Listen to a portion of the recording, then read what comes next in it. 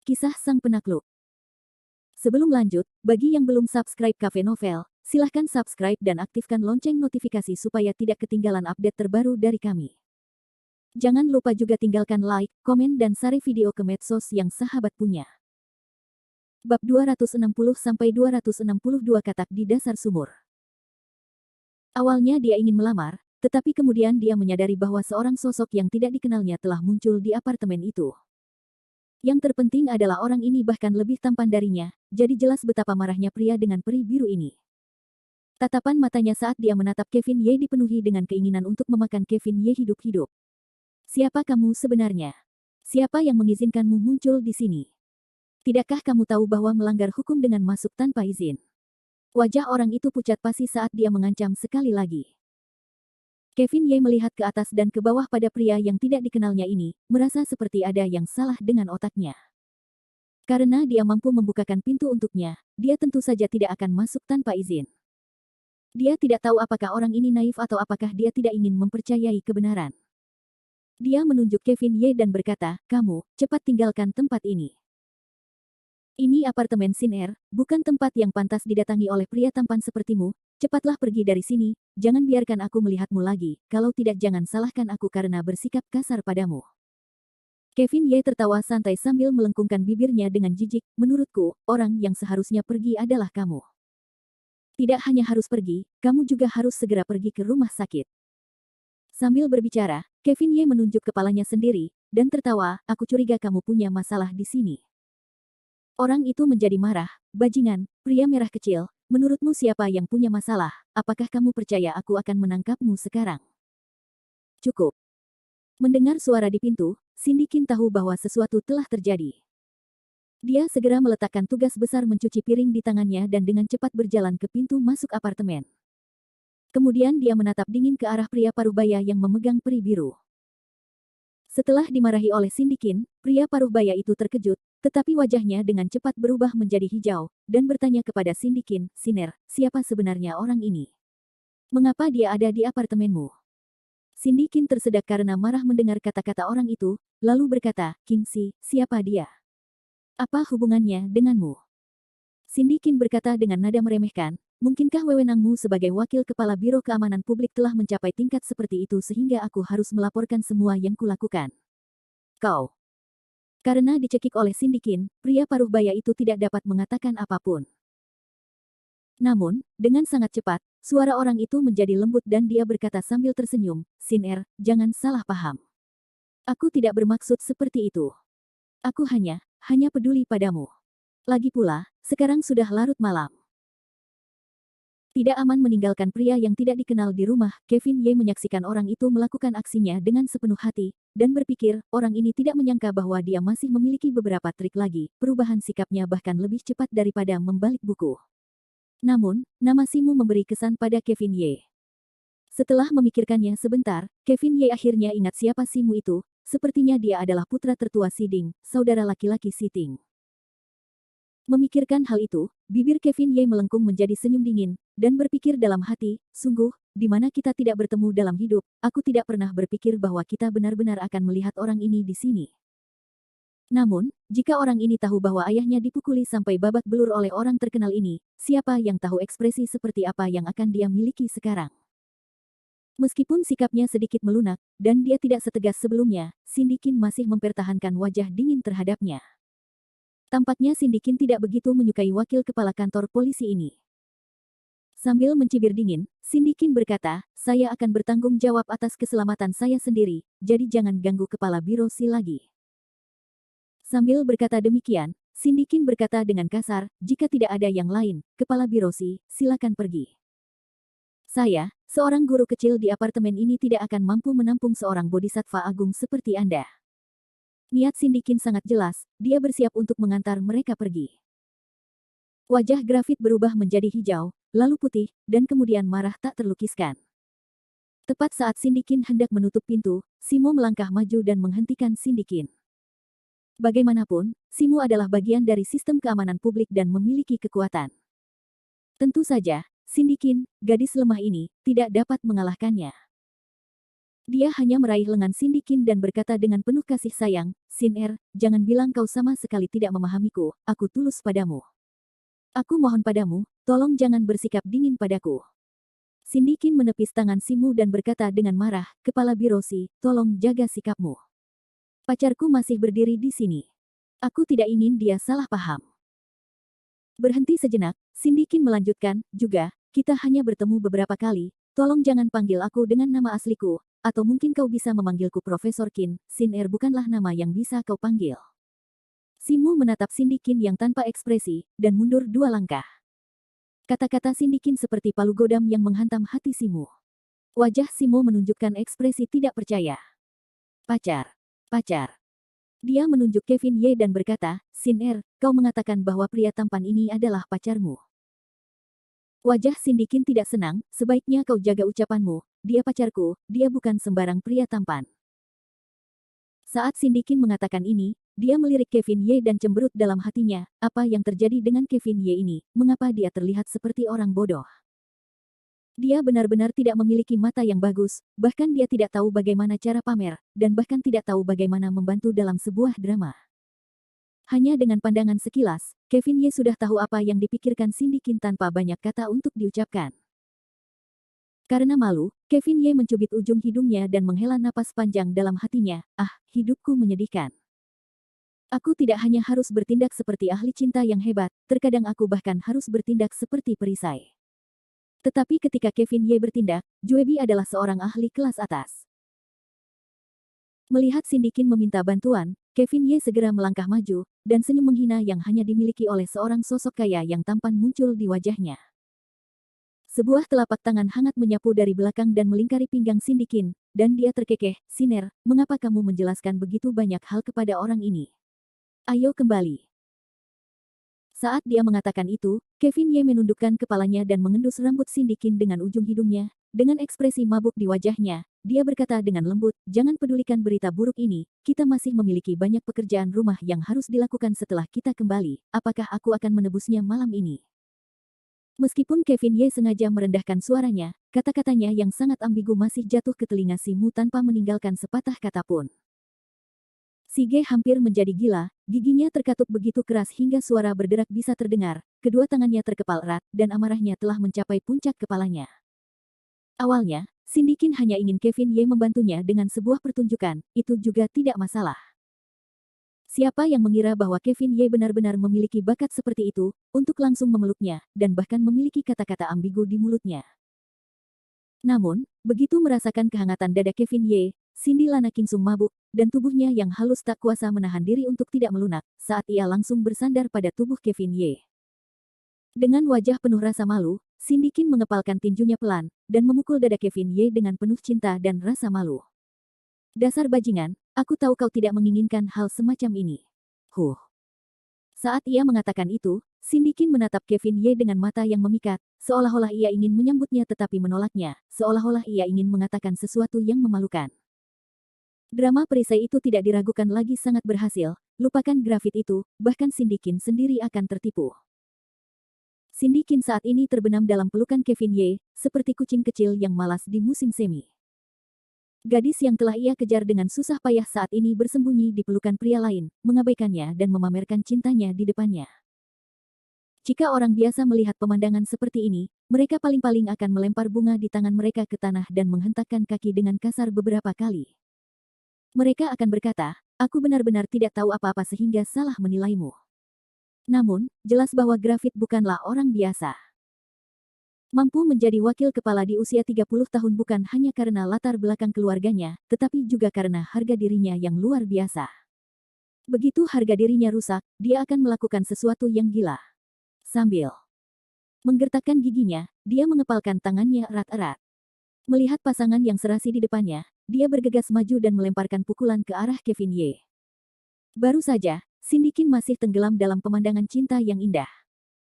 Dia tidak menyangka bahwa pilar batu itu tiba-tiba akan menyerbu ke arahnya, membuatnya takut saat dia berteriak kaget. Pukulan grafit ini bisa dikatakan sangat kuat. Pukulan itu telah menghabiskan seluruh kekuatannya. Saat dia meninju, dia berkata dengan keras, dasar pasangan anjing, pergilah ke neraka. Cindy Qin tidak pernah menyangka bahwa Simu benar-benar akan segila ini. Dia sudah menyesal membawa Kevin Ye ke dalam masalah ini. Bagaimanapun, Kevin Ye hanyalah seorang mahasiswa, bagaimana mungkin dia bisa menandingi Graphics. Melihat tinju yang hampir mendarat di wajah Kevin Ye, Cindy Qin tidak berani melihat lagi, dan hanya bisa berteriak. Namun, pada saat berikutnya, Kevin Ye hanya mendengus dingin. Dia masih memegang Cindy Qin dengan satu tangan, dan tangan lainnya tiba-tiba terangkat menjadi telapak tangan untuk menangkis tinju Kingxi. Tidak peduli apapun, kekuatan bertarungnya adalah salah satu yang terbaik di kepolisian. Meskipun dia tidak bisa dibandingkan dengan si cabul Yang Jun, dia bukanlah seseorang yang bisa dihentikan oleh seorang sosok tampan. Terhadap Simu, yang seperti orang biasa, Kevin Ye bahkan tidak repot-repot menyerangnya. Dia hanya menangkis tinju Simu, lalu mendengus pelan. Bagaimana ini mungkin? Kamu hanya seorang sosok tampan, bagaimana kamu bisa menghentikanku? Dia menatap tinjunya dengan ketidakpercayaan tertulis di seluruh wajahnya. Namun, Kevin Ye berkata dengan nada mencemooh, orang yang bosan dan sombong, berpikir bahwa dia merasa dirinya tak terkalahkan setelah hanya tahu beberapa pukulan dan tendangan, seperti katak di dalam sumur. Simu belum pernah mengalami penghinaan seperti itu sebelumnya. Dia gemetar karena amarah yang tak terkatakan. Pada saat ini, Cindy Qin juga tiba-tiba membuka matanya, baru setelah melihat bahwa Kevin Ye baik-baik saja, dia merasa rileks. Segera setelah itu, Cindy Qin menatap Grafit itu dengan marah dan meraung, "Grafit, apa yang coba kamu lakukan? Biarkan aku memperingatkanmu, jika kamu berani melakukan apapun pada pacarku lagi, berhati-hatilah. Aku tidak akan membiarkanmu, wakil direktur ini, menjadi bagian darinya." Sikap Cindy Qin yang galak persis seperti harimau betina yang melindungi wilayahnya, bahkan Grafit itu sedikit takut. Kevin Ye menepuk bahu Cindy Qin dan tertawa, "Siner, ayo kembali." Cindy Qin mengangkat kepalanya untuk melihat Kevin Ye, dan dengan patuh mengakuinya, lalu mereka berdua berpelukan dan kembali ke apartemen guru. Dia kemudian dengan kejam berkata, "Cindy Qin, dasar jalang, tunggu saja. Tunggu saja, apapun yang terjadi, aku akan menangkapmu, pasti." Bab 261 Kenapa dia lagi? Setelah mengirim Grafit itu pergi, Kevin Ye dan Cindy Qin kembali ke apartemen guru Cindy Qin dengan tangan saling berpelukan. Saat pintu apartemen tertutup, akal sehat Cindy Qin menyuruhnya untuk segera meninggalkan pelukan Kevin Ye. Namun, akal sehat adalah akal sehat, dan tubuh Cindy Qin sangat jujur. Meskipun dia tahu bahwa memeluk erat muridnya sendiri adalah kesalahan, perasaan tersentuh itu membuat Cindy Qin merasa tidak sanggup untuk pergi, apapun yang terjadi. Setelah waktu yang lama berlalu, Cindy Qin akhirnya berpura-pura berjuang dan berkata, "Kevin Ye, Grafit itu sudah pergi, dan pertunjukannya sudah selesai. Cepat, lepaskan aku." Kevin Ye terkikik, dan dengan sengaja berkata, "Siner, kamu berpikir untuk menghancurkan jembatan setelah menyeberangi sungai ya?" Wajah Cindy Qin sudah merah sampai ke lehernya, dia meludah, "Kevin Ye, lepaskan aku, jika kamu terus mengacau seperti ini guru akan marah." Meskipun dia mengatakan itu, tubuh Cindy Qin menjadi semakin dekat dengan Kevin Ye. Kevin Ye tertawa nakal saat sepasang matanya menatap nakal ke arah Cindy Qin. Kemudian, dia perlahan mendekatinya dengan sudut mulutnya terangkat ke atas, "Profesor Qin, Anda benar-benar sangat cantik malam ini." Jelas bahwa Kevin Ye sedikit tergoda oleh Cindy Qin, guru yang cantik itu. Saat dia berbicara, Kevin Ye tidak bisa menahan diri untuk tidak menurunkan pandangannya, ingin lebih dekat dengan Cindy Qin. Namun, Cindy Qin mendorong Kevin Ye menjauh dengan satu dorongan, dan kemudian berkata kepada Kevin Ye, Kevin Ye, aku gurumu, kita, tidak mungkin." Meskipun dia mengatakan itu, Cindy Qin tidak berani menatap langsung ke mata Kevin Ye. Mungkin itu karena kurangnya kepercayaan dirinya, atau mungkin Cindy Qin sendiri bahkan tidak bisa mengendalikan dirinya, takut jika dia melihat lagi ke Kevin Ye, kesalahan ini akan berlanjut dan dia bahkan tidak akan bisa melepaskan diri darinya. Kevin Ye tanpa daya menatap Cindy Qin, dan kemudian diam-diam mengeluarkan sebatang rokok dari tubuhnya, dan menyalakannya. Setelah menarik napas dalam-dalam, Kevin Ye terkekeh dan berkata, "Saya mengerti, Profesor Qin. Maaf atas apa yang terjadi tadi. Saya terlalu impulsif." Setelah mengatakan itu, Kevin Ye perlahan berbalik, dan diam-diam berjalan ke pintu masuk apartemen, membuka pintu, dan berjalan keluar. Meskipun Kevin Ye terlahir sebagai orang yang romantis, dia tidak pernah memiliki kebiasaan memaksa gadis untuk melakukannya. Meskipun Kevin Ye dan tindakan antara dia dan Cindy Kim tampak seperti nyata, sandiwara itu akhirnya berakhir. Melihat Kevin Ye pergi, Cindy Kim duduk di sofa di apartemen dengan bodoh. Dia ingin menghentikan Kevin Ye, tetapi dia menghentikan dirinya sendiri. Perlahan berdiri, dia berjalan ke pintu masuk gedung apartemen bersama dengan catatan kaki Kevin Ye. Seluruh tubuh Cindy Kim lemas saat dia duduk di balik pintu dengan linglung. Dua aliran air mata mengalir tanpa disadari dari sudut matanya, tetapi Cindy Kim tidak mengeluarkan suara tangisan. Melihat Kevin Ye meninggalkan pandangannya, Cindy Kim merasa bahwa ada sesuatu yang tiba-tiba tersedot keluar dari lubuk hatinya. Itu bukan rasa sakit, tetapi kekosongan. Cindy Kim tidak tahu apakah benar atau salah untuk menolak Kevin Ye dalam situasi itu, tetapi bahkan jika Cindy Kim tidak dapat melewati penghalang di hatinya, dia tetap tidak dapat mematahkan kesopanan guru murid yang telah diwariskan selama ribuan tahun. Setelah duduk di tanah cukup lama, Cindy Kim menyeka air mata dari sudut matanya, dan hanya mendesah pelan, "Aku terlahir tanpa penguasa, jadi aku sudah tua. Benci perbedaan antara hidup dan mati, dan berhubungan baiklah satu sama lain setiap hari." Ketika Cindy Kim berkata, "Aku terlahir," yang dia maksud adalah, "Aku terlahir," dan dia bahkan berkata, betapa banyak hal yang manis, asam, panas, asin, dan asin. Di sisi lain, Cindy Kim dan kayu bakar kering serta apinya dipadamkan sepenuhnya oleh baskom berisi air dingin yang disebut Rites of Rites. Di sisi lain, kemarahan grafit seperti kemarahan petir surgawi, dan tidak hilang untuk waktu yang lama. Setelah meninggalkan apartemen guru Cindy Kim, dia tidak kembali ke rumah, juga tidak kembali ke kantor polisi. Sebaliknya, dia pergi ke rumah sakit rakyat pertama Lin Hai. Saat ini, di rumah sakit rakyat pertama Lin Hai, ayah grafit, Siding, sedang menjalani perawatan setelah operasi. Melihat grafit yang marah dan putus asa datang ke kamarnya sendiri, Siding tertawa ringan dan berkata, "Little Mo, bukankah kamu mengatakan akan ada acara malam ini? Acaranya berakhir begitu cepat." Melihat ekspresi Siding, sepertinya dia telah pulih dan dalam kondisi yang baik. Dia sudah bercanda dengan putranya sendiri. Dia menarik napas dalam-dalam dan duduk di samping Siding, dan berkata dengan sial, "Ayah, jangan sebutkan itu. Sial, siapa yang tahu nasib buruk apa yang kita alami hari ini, hanya saja kita gagal keluar. Di tengah perjalananku, aku benar-benar berhasil menemukan solusi, dan ini telah menghancurkan rencanaku." Wajah Siding sedikit berubah, dia tidak sesedih putranya. "Oh, ada hal seperti itu. Little Mo, kamu saat ini adalah wakil direktur Biro Keamanan Publik yang memegang kekuasaan. Kamu adalah pemuda yang berbakat, namun, seseorang akan mencoba merebut seorang wanita darimu di Lin Hai ini." Berhenti sejenak, Siding bertanya dengan hati-hati, "Apa latar belakang pihak lain? Apakah mereka orang-orang dari tiga keluarga besar Lin Hai?" Mungkin dia sudah terbiasa bersikap hati-hati dalam beberapa tahun terakhir, jadi Siding suka mencari tahu lebih banyak tentangnya sebelum keadaan menjadi tidak terkendali. Meskipun Lin Hai bukan tipe Yanjing, klan besar itu bukanlah sesuatu yang bisa disentuh oleh sosok kecil seperti Siding. Tidak apa-apa jika Siding tidak menanyakan ini, tetapi pertanyaan ini membuatnya semakin marah. Jika pihak lain adalah anggota keluarga tertentu, saya pasti akan yakin. Tetua kantor polisi saya ini telah kehilangan banyak muka hari ini. Hehe. Siding tertawa sinis, "Xiao Mo, kamu tidak terlihat seperti anakku dalam keadaan seperti itu. Karena pihak lain bukanlah orang yang terkenal di Seaside, bukankah ini tugas yang mudah? Seharusnya mudah bagi anakku untuk menyelesaikan masalah ini." Suara dari kuali batu itu menjadi gelap, "Jika kamu merasa sulit untuk mengambil tindakan karena muka dan posisi, saya akan menelepon pamanmu sekarang dan memintanya untuk membantumu. Di Seaside, kata-kata pamanmu sama bagusnya dengan emas. Memberitahu seseorang tanpa suara hanyalah masalah kecil." Grafit mengerutkan kening. Tampaknya dia tidak begitu menyukai paman grafitnya. Dengan lambaian tangannya, Grafit berkata, "Ayah, lupakan saja. Aku tahu apa yang kulakukan. Jika aku bahkan tidak bisa menangani seorang sosok tampan, maka aku tidak perlu menjadi kepala kantor polisi ini. Baiklah, baguslah kau percaya diri. Kau sudah dewasa, dan tidak banyak kesempatan bagiku untuk membuat keputusan dan mengkhawatirkanmu. Kau putuskan sendiri masalahmu."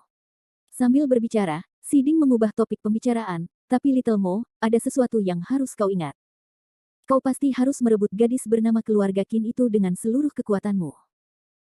Sambil mendesah, Siding berkata dengan sedih, "Meskipun keluarga Qinmu dan keluarga Tian ibumu tidak berada di level yang sama, tetapi itu tetap akan sangat membantu kariermu di masa depan." Mendengar kata-kata ayahnya, Brian menganggukkan kepalanya dengan keras. Ayah, jangan khawatir. Huff, Cindy Kim tidak akan pernah lepas dari genggamanku. Asal kau tahu apa yang harus dilakukan. Siding mendengus pelan, lalu menyipitkan matanya dan mulai beristirahat. Pada saat itu, sesosok tiba-tiba menjulurkan kepalanya keluar dari pintu bangsal. Ia melirik ke dalam lalu masuk sambil tersenyum. Orang itu mengenakan seragam polisi dan membawa beberapa hadiah. Ia tampak seperti sedang menjenguk pasien. Ketika ia melihat orang itu, ia mendengus dan berkata, Wang Xing, dasar bocah nakal, kenapa kau datang? Apa kau menemukan sesuatu tentang masalah itu? Polisi kecil yang tiba-tiba datang ke bangsal itu tak lain adalah antek setianya, Wang Xing. Awalnya, kasus Balai Jin Yu ditangani oleh Graphit. Namun, setelah pertikaian antara Marisa Chu dan pengacara Hua, pihak berwenang Lin Hai dengan tegas menggunakan alasan menghindar untuk menendangnya keluar dari kompetisi. Namun, ayahnya telah terluka. Bagaimana mungkin Simu membiarkan ini begitu saja? Meskipun para petinggi tidak mengizinkannya untuk terlibat dengan masalah ini, dia tetap menyelidiki kasus Balai Jin Yu secara diam-diam dengan bawahannya yang paling setia, Wang Xing. Karena mereka berada di kantor polisi dan tidak mudah untuk menyebarkan berita, Graphit tentu saja akan membawa masalah ini ke bayang-bayang. Oleh karena itu, Simu dan Wang Xing menggunakan kamar sakit Siding sebagai titik pertemuan. Pada saat ini, Wang Xing datang ke bangsal Siding. Jelas bahwa dia telah menemukan beberapa berita yang tidak biasa dari penyelidikannya, itulah sebabnya dia datang terburu-buru untuk memberitahu Simu. Wang Xing merasa lega melihat kotak hadiah di tangannya, dan kemudian dia berlari ke sisi Graphit, tertawa terbahak-bahak, Bos, saya tidak mengatakan apa-apa, Anda sudah tahu itu, pandangan jauh Anda benar-benar sebaik dewa. Dia sama sekali tidak berminat mendengarkan kata-kata menyanjung ini. Dia menoleh dan berkata, Wang Xing, jika terjadi sesuatu, katakan saja. Jangan mengucapkan kata-kata yang tidak berguna seperti itu.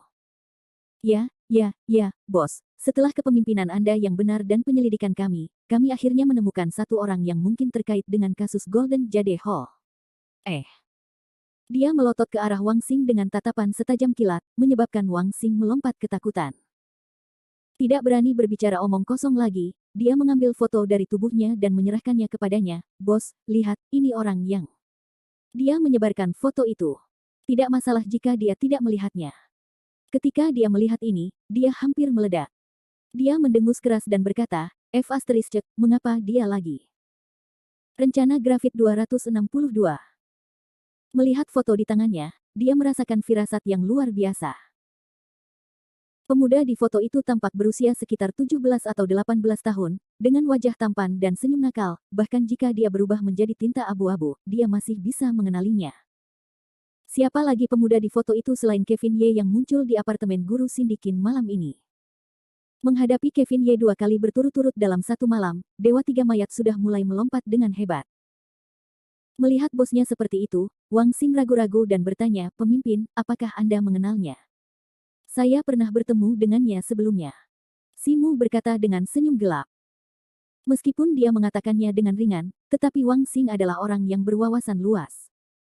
Dari ekspresi bosnya, Wang Xing dapat mengetahui bahwa pasti ada konflik antara dia dan pemuda di foto itu. Memikirkannya, Wang Xing merasakan ledakan kepuasan di hatinya. Bagaimanapun, hal terpenting akhir-akhir ini adalah dapat mempertimbangkan pertimbangan pemimpin. Mengenai kebenaran, itu tidak penting. Dia menggulung foto di tangannya menjadi bola tanpa kendali, lalu berbalik dan berkata kepada Wang Xing, ceritakan padaku detail situasinya. Apakah orang ini juga ada di aula giok emas malam itu? Ya, dia ada di aula giok emas malam itu, tepat di seberang ruangan tempat kejadian itu terjadi. Karena dia samar-samar ingat bahwa orang yang duduk di ruangan di seberang istana giok emas saat itu sepertinya adalah bocah dari keluarga Liu. Wang Xing melanjutkan, tetapi menurut penyelidikanku, tidak ada seorang pun di kuil giok emas yang melihatnya lagi, dia mungkin sudah pergi. Setelah berpikir sejenak, dia berkata, hanya itu. Dia menjentikkan sudut mulutnya dan melanjutkan, malam itu, aku ada di aula giok emas dan aku pergi sebelum kejadian itu. Jika hanya ada sedikit informasi ini, maka dia tidak akan dapat menyimpulkan bahwa masalah ini ada hubungannya dengan bocah ini. Mungkin itu hanya kebetulan. Wang Xing menelan ludahnya.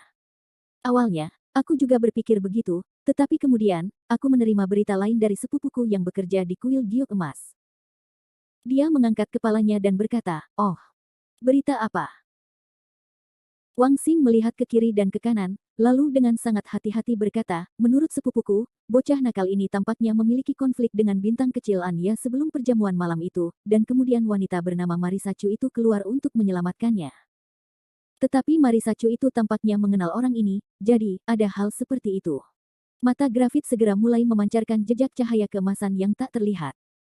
Wang Xing mengangguk sekuat tenaga, ya, itu benar sekali. Foto itu diambil diam-diam oleh sepupuku.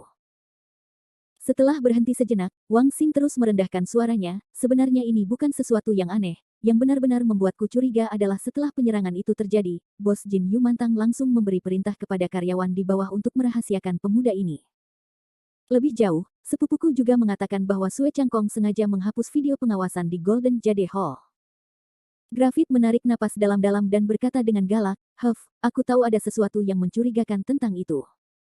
Sue Changkong, sebaiknya kau tidak jatuh ke tanganku mulai sekarang, Bocah ini kebetulan sedang makan malam di Golden Jade Hall hari itu dan menghilang setelah kejadian itu. Lebih jauh, dia juga tahu si Jalang Marisa Chu, dan Golden Jade Hall bahkan membantunya menyembunyikannya darinya, itu jelas bukan kebetulan. Seharusnya tidak ada kebetulan seperti itu di dunia ini. Setelah mengambil keputusan, dia menatap Wang Xing dengan tajam dan memerintahkannya, Wang Xing, pergi dan periksa latar belakang bocah ini untukku. Namun, ketika Wang Xing menerima perintah, dia tidak bergerak sedikit pun, dan tertawa kecil, pemimpin, bagaimana aku bisa membiarkanmu secara pribadi mengajariku tentang masalah sekecil ini? Dia menoleh dan tersenyum pada Wang Xing. Sebenarnya, akan menghemat banyak tenaga untuk memiliki bawahan yang kadang-kadang akan berada di bawahnya. Wang Xing melanjutkan, bos, bocah ini bernama Kevin Ye, dia adalah siswa SMA pertama kota Linhai. Tanpa menunggu Wang Xing selesai berbicara, si Mu sudah terkejut. Alisnya berkerut saat dia bertanya, siswa SMP No. 1 Linhai. Ketika dia memikirkan SMP No. 1 Linhai, orang pertama yang dia pikirkan adalah Cindy Qin, karena Cindy Qin adalah guru SMP No. 1 Linhai. Siswa, guru. Tiba-tiba, wajah Grafit menampakkan senyum gembira, jadi begitulah adanya. Siner, aku tidak menyangka kau akan menemukan seorang murid untuk menipuku. Hahaha. Bos, wajah Wang Xing penuh dengan kebingungan karena dia tidak tahu apa yang sedang terjadi. Dia tiba-tiba tertawa gila seolah-olah dia telah dirasuki. Mendengar teriakan Wang Xing, Si Yan segera terbatuk canggung, Wang Xing, apa yang kau katakan tadi, terus bicara. Ya, pemimpin, bocah nakal ini memang murid sekolah menengah pertama Linhai No. 1, tetapi menurut penyelidikanku, belum lama ini, dia mengalahkan Jin Taiming di sekolah menengah pertama Linhai No. 1 dan menjadi ahli nomor 1 yang diakui publik di sana. Setelah mengalahkan Jin Taiming, ahli nomor 1 di SMP Linhai nomor 1, pantas saja dia begitu sombong. Saat berbicara, jejak kebencian sekali lagi muncul di matanya. Namun, saat ini, yang benar-benar dikhawatirkan Si Yan bukanlah hal-hal yang tidak penting ini. Sambil menatap Wang Xing, Si Mo bertanya, Wang Xing, apakah latar belakang bocah ini sudah diselidiki secara menyeluruh? Pada akhirnya, dia anak dari keluarga mana? Wang Xing tentu saja mengerti apa yang dimaksudnya.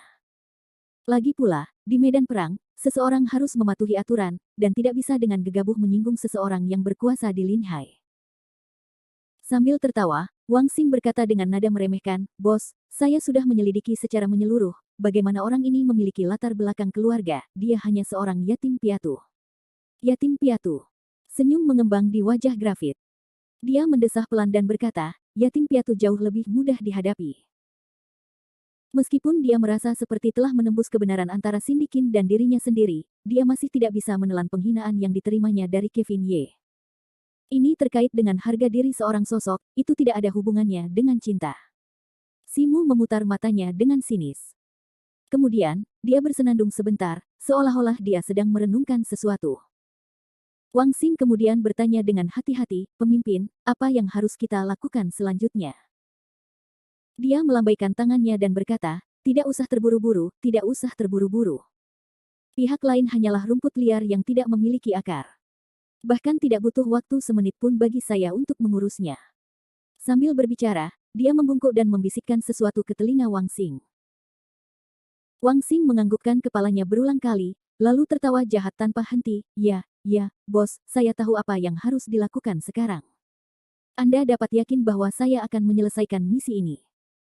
Kingxi terkekeh, dia berdiri dan menepuk bahu Wang Xing, Anda teruskan saja dan lakukan ini, ketika saatnya tiba, saya akan mengirim orang untuk membantu Anda. Setelah jeda, Grafit melanjutkan, selama masalah ini dilakukan dengan baik, posisi kepala divisi akan menjadi milik Anda. Wang Xing sangat bersemangat, terima kasih bos, saya pasti akan melewati api dan air untuk Anda, saya tidak akan menolak. Melihat wajah Wang Xing yang gelisah, senyum di wajah Simo semakin lebar, dan dia berpikir dalam hatinya, Sindikin, saya tidak peduli apakah Anda berpura-pura atau apakah ini nyata, setelah saya menangkap murid Anda, apakah Anda masih tidak akan patuh tunduk kepada saya, dan biarkan saya memilih Anda sesuka saya.